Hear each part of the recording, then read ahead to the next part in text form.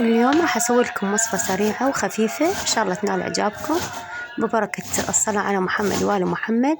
عندنا اليوم التمن ابو الباقلة والشبنت. وصفة سهلة وبسيطة ومكونات 4. راح اسوي لكم وجبة كلش طيبة، باقلة وشبنت وماجي وتمن شبنت، وراح اجربها وياكم الوصفة بغير طعم ان شاء الله تنال اعجابكم.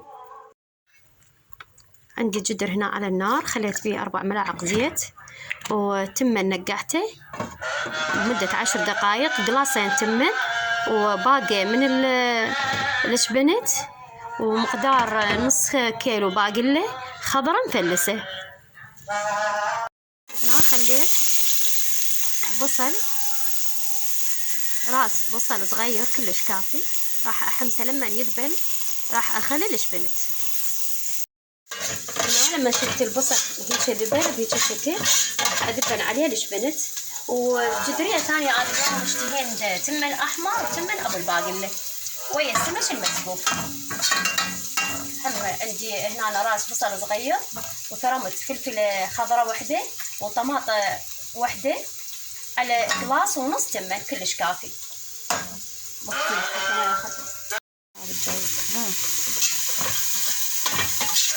قلبه هيك تقليبه سريعه للشبنت ويا البصل والزيت، وراح اذب عليه ملح على مود يذبل، واغطيه حتى يستوي شويه.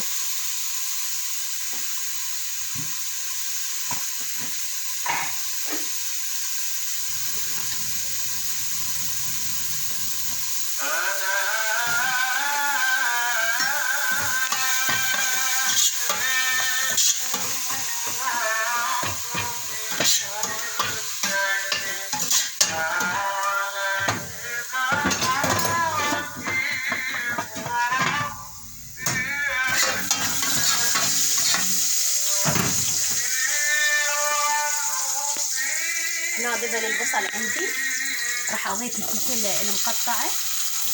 لما تذبل ويتغير لونها راح اضيف الطماطم.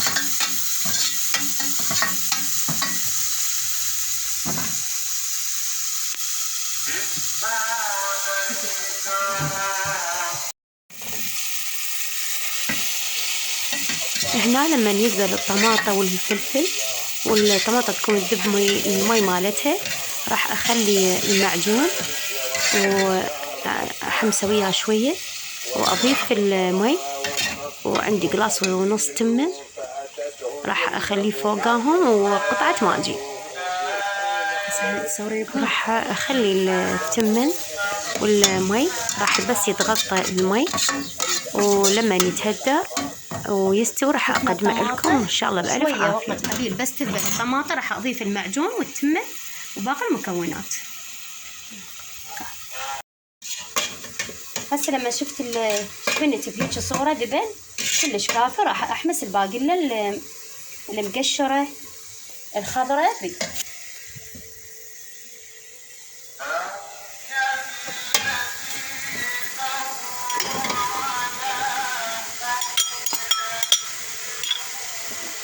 هنا بنات ورا ما احمسهم راح اضيف التمن المنقوع واخلي المي، ولما ينشف المي اهدره وراح اقدمه لكم بنهاية الفيديو. اليوم انا سويت لكم وصفتين، الفيديو واحد ان شاء الله ينال اعجابكم.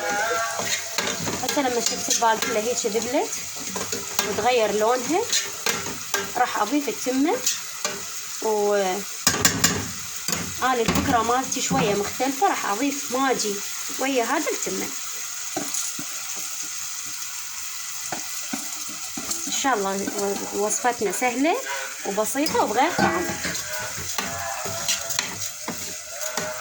ما اضيف اي توابل او نكهات غير الملح والماجي.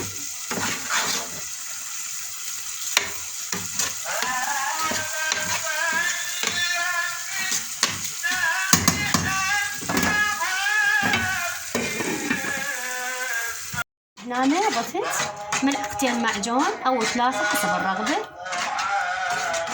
والمي، وراح اضيف التمن المنقوع.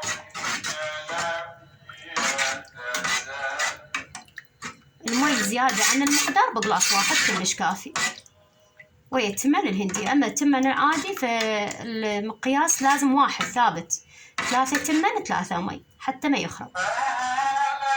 وهاي النتيجة النهائية: تمن أبو الأسمنت وباقله والتمن الأحمر. تاكلوه بألف عافية والسلام عليكم.